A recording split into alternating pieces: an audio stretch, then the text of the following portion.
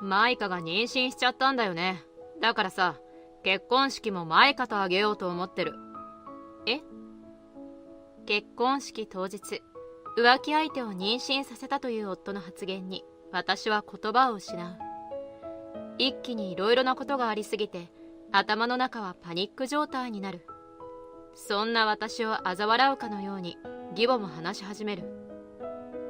マイカちゃんはね、正道の幼なじみなの。昔からとっても仲が良くてね、中学の時なんて交際していたのよ。私は義母の話がうまく頭に入ってこない。それでもなお義母は話を続ける。でも突然のご両親の海外転勤で離れ離れになっちゃってね、私もとっても寂しかったわ。でも最近また日本に戻ってきてくれたの。これってもう運命でしょ。義母は嬉しそうに話を続ける。私もお母さんとまたこうして仲良くできて嬉しいです。マイカさんがにっこりと微笑み、義母はそれに返し、その光景を正道が微笑ましそうに見ている。私は完全に部外者だ。正道は私にウェディングドレスまで買ってくれたの。あなたはレンタル品でしょ。どちらが愛されてるかなんて聞かなくてもわかるわよね。マイカさんは勝ち誇った笑みを私に向けてくる。正道さんと入籍したのは私ですし、新居も建てていますが、それはどうするつもりですか？私が一番気になっていた質問をすると、義母は嫌そうな顔でこちらを見る。結婚式も新居もマイカちゃんに譲ってあげてちょうだい。え？結婚式の頭金は私が全部出してるんですよ。私がそう反論すると、義母や夫の正道は鼻で笑いながらとんでもないことを言い出した。そんなのご祝儀と思えばいいでしょ。正道のおかげであんたは幸せな時間が過ごせたんだから、その代金とでも思っておきなさい。まあそうだな。翔子みたいな地味なやつが俺と一時でも結婚できたことがいい思い出になっただろ。そう言い、ケラケラと笑う三人に私は猛烈な怒りがこみ上げてくるのを感じる。この人たちに何を言っても通じない。そう思うとすっと言葉が出てくる。わかりました。皆さんがそう言うのなら私は帰ります。私は正道らに復讐することを決意し、ある準備を始めた。私の名前は翔子。今年で28歳。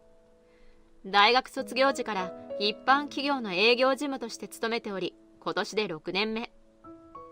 最近では大きな仕事も徐々に任せてもらえるようになり、やりがいを持って仕事に取り組むことができている。夫となった正道は昨年、中途採用で営業部に配属され、私が彼の教育係になったことでよく話す仲となった。正道は常にポジティブで失敗を恐れない明るい性格だったので、少し落ち込みやすい部分のある私は、そんな正道の前向きな性格にすぐに惹かれていった。仕事を教えているうちに一緒にいる時間が増え、いつしか私たちは名前で呼び合う仲になっていく。翔子ってさ、彼氏いたりするの？いつものように二人で営業の準備をしている最中、正道から突然声をかけられた。え？いないわよ。どうしていきなりそんなこと聞くの？私は持っていた書類を机の上に置き、正道の方へ目線を向ける。いや、俺さ、翔子のこといいなって思ってるんだよね。だからもしよかったら俺と付き合わない？え？付き合う？正道の突拍子もない告白に私は思わず声を上げて驚いた。彼氏いないってことはいいよな。俺たち絶対会うと思うんだよね。そうね。こうして私たちは交際することになっていった。その後、正道に押し切られる形であれよあれよと結婚まで話は進み、私は義実家へ挨拶しに行くことになる。交際経験があまりない私は、もちろん相手の親に会う機会などなく、服装や手土産までネットなどで調べ尽くし、準備万端の状態で義実家へ向かった。あら正道、お帰りなさい。私の隣に立っていた正道ににっこりと笑って声をかけ、家の中へ促す義母。どんどん家の中に行ってしまう正道を見て、私も慌てて義母に頭を下げる。はじめまして、翔子です。よろしくお願いします。私がそう言って義母に挨拶をすると、義母はちらりとこちらに目線を向け、ふーんとだけ言い、すぐに正道の後を追って先に行ってしまった。その後も義母は正道にべったりだったが、その反対に私に対しての当たりは強く、何か嫌われるようなことをしてしまったのだろうかと、何とも言い難い不安が私を襲うのだった。ねえ正道、私あまりお母さんに気に入られてない気がするんだけど、何かしちゃったかな？服装が悪かったのかな？帰宅した後、私は何とか不安な気持ちを拭いたくて正道に相談すると、彼はそんな私の真剣な気持ちを軽く笑い飛ばした。気のせいだろ。それにもし仮に母さんが意地悪を言ってきたとしても、俺が守ってやるよ。だからそんな小さいこといちいち気にすんなって。でも、はいはい。これでもう問題は解消しただろ。翔子は何でも心配しすぎなんだよ。結局、義母との関係は良くなることはなく、そのまま入籍し、新婚生活が始まる。しかし、義母は何かと私たちに干渉するようになっていった。あなたたち、新居はどうするつもり？この日も昼過ぎに急に家に現れた義母はソファーに腰掛け、正道と談笑をしていた。まだ決まってないけど、とりあえずこのまま翔子のアパートで暮らそうかなって話はしているよ。そうなの？あそこじゃ狭すぎるじゃない。そうだ、私たちが新居の頭金を出してあげるわよ。そうしたらあなたたちはローンの返済だけになるでしょ。いやいや、さすがにそれは母さんたちに申し訳ないよ。あら、いいのよ。子供は親に甘えてなさい。本当にいいのか？ならお願いしようかな。ちょっと待ってください。勝手に話を進めている義母と正道の話を思わず遮る。まだ入籍したばかりで結婚式も終わってないし、しばらくはアパートで暮らしてお金を貯めようって話をしたよね。私がそう言うと、正道は不機嫌そうに声を上げる。それは金がないからだろ。母さんが出してくれるって言うならいいじゃないか。そうよ。あなたの意見なんか聞いていないわ。嫁は黙って夫の言うことを聞いていればいいのよ。そんな。義母も夫に同調し私を責める。しかし、義母のことだ。お金を出したのだからといって、今まで以上に私たちに干渉してくるのは目に見えている。そんな自由がない生活は絶対に嫌だった。しかし、そんな私の思いとは裏腹に、どんどん話は進んでいってしまう。結局私が折れることになり、夫は義両親から援助を受けて新居を建てることとなった。義母の来訪がありながらも、新居や結婚式の準備を進め、日々の仕事をこなしていく。DIY をするのが趣味な私は、結婚式で使うアイテムのほとんどを手作りすることにし、一からテーマを決め制作に励んだ。しかし、その頃から正道との距離を感じるようになっていく。ねえ、結婚式のコース料理なんだけどね。なんでもいいよ。翔子に全部任せる。スマホから目を離さずめんどくさそうに私の問いに答える正道。それからもスマホを見てはニヤニヤしたり驚いたり百面相をしている。そんな姿を見ていると思わず浮気の二文字が頭によぎる。そんな考えを裏付けるように正道の帰宅も遅くなることが増えていく。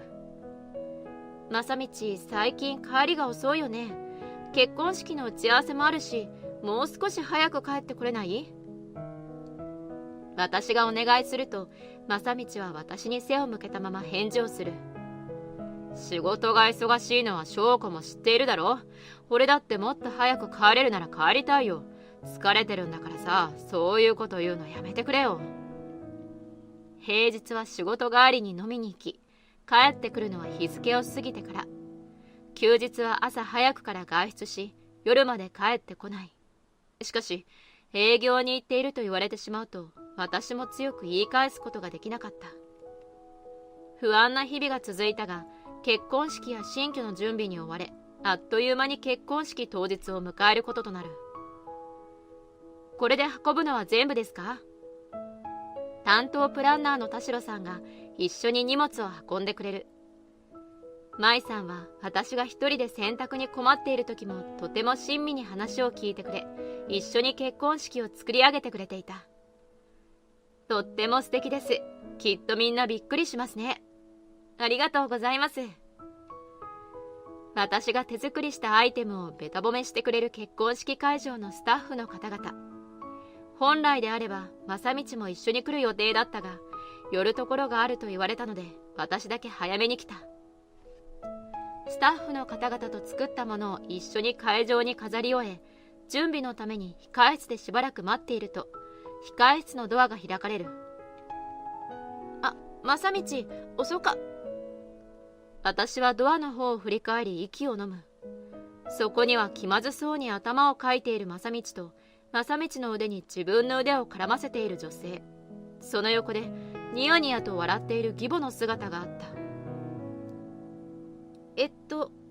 正道、その方はどなた？私は声を振り絞り、正道に問いかける。マイカ、俺の彼女なんだ。え？彼女？私はショックで正道の言葉を繰り返すことしかできない。浮気相手ってこと？まあ、翔子から見たらそうなるかもな。でも俺はもうマイカしか愛していないんだ。だからこれは浮気ではないんだよ。正道はめちゃくちゃなことを言っている。さらに正道は話を続ける。マイカが妊娠しちゃったんだよね。だからさ、結婚式もマイカとあげようと思ってる。え？私は正道の発言に言葉を失う。一気にいろいろなことがありすぎて、頭の中はパニック状態になる。そんな私を嘲笑うかのように義母も話し始める。マイカちゃんはね、正道の幼なじみなのよ。昔からとっても仲が良くてね、中学の時なんか交際していたのよ。私は義母の話がうまく頭に入ってこない。それでもなお義母は話を続ける。でも突然のご両親の海外転勤で離れ離れになっちゃってね、私もとっても寂しかったわ。でも最近また日本に戻ってきてくれたの。これってもう運命でしょ？義母は嬉しそうに話を続ける。私もお母さんとまたこうして仲良くできて嬉しいです。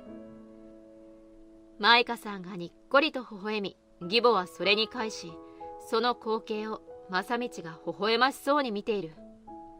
私は完全に部外者だ。正道は私にウェディングドレスまで買ってくれたの。あなたはレンタル品でしょ？どちらが愛されてるかなんて聞かなくてもわかるわよね。マイカさんは勝ち誇った笑みを私に向けてくる。正道さんと入籍したのは私ですし、新居も建てていますが、それはどうするつもりですか？私が一番気になっていた質問をすると、義母は嫌そうな顔でこちらを見る。結婚式も新居もマイカちゃんに譲ってあげてちょうだい。え？結婚式の頭金は私が全部出しているんですよ。私がそう反論すると、義母や夫の正道は鼻で笑いながらとんでもないことを言い出してくる。そんなのご祝儀と思えばいいでしょ。正道のおかげであんたは幸せな時間が過ごせたんだから、その代金とでも思っておきなさい。まあそうだな。翔子みたいな地味なやつが俺と一時でも結婚できたことがいい思い出になっただろ。そう言いケラケラと笑う3人に、私は猛烈な怒りがこみ上げてくるのを感じる。この人たちに何を言っても通じない。そう思うとすっと言葉が出てくる。わかりました。皆さんがそう言うなら私は帰ります。私は正道らに復讐することを決意すると、その場を去った。そして田代さんに事情を伝え、ある準備を済ませた。いいんですね。ええ、もうこれぐらいしかできないですから。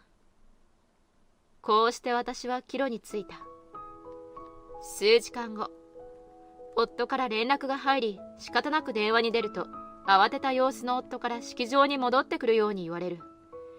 私は呆れながらも、事の顛末を見届けるために式場に戻った。式場に戻ると、顔を真っ赤にさせたギボラが私に問い詰めてくる。ちょっとこれは何なのよ。式場に花もアイテムも何もないじゃない。あんたの仕業ね。私に詰め寄り声を荒げる義母に対し、私は冷静に真実を告げる。だってテーブルクロスからペーパーアイテムまで全部私の手作りですから。そうかも私が直接取引をしていました。なので全て撤去させてもらったんです。はあ？正道はすっとんきょうな声を上げて驚いている。打ち合わせにもほとんど参加していないので知らなかったのだろう。なら式場の人たちに準備してもらうように頼んどきなさいよ。気が利かないわね。それも無理ですよ。最初の契約にそもそも入っていないんで、当日の変更なんてできるわけないじゃないですか。そんな。あの時私の話を聞いた田代さんたちは憤慨しながらも花やアイテムの撤収を手伝ってくれていた。あと請求も正道名義に変更してもらったので、はい、これどうぞ。そう言い、私は正道に請求書を差し出した。私が先に出した分は慰謝料に上乗せするからよろしく。は？そう言うと目の前の3人が声を揃えて驚く。しかし私の復讐はこれだけでは終わらない。新居も私名義なので売却することにしました。は？どうして新居があなたの名義になっているの？頭金を出したのは私たちのはずよ。今すぐ名義を正道に変更して新居を譲りなさい。頭金を払ったのは私です。お母さんではありません。私の毅然とした態度が気に入らなかったのか、義母はさらに声を荒げる。何を言っているの？私は正道に現金を渡したわよ。恩をあだで返すなんて、この泥棒猫。正道、違うわよね。お母さんからもらったお金はあなたが使い込んだわよね。どうせこのウェディングドレス買うお金にでもしたんでしょ？いや、夫は目線を左から右へと泳がせる。それに、正道は転職を繰り返しているので、ローンが組めませんでした。なので、家の名義は私になっています。私のその言葉を聞いた義母は何かを悟ったのか、急に態度を変え、正道を擁護し始める。まあ仕方ないわよね。新婚なんだからお金が入りようなのよ。お母さん、もし正道さんが同じことをされても仕方ないって言えますか？はい？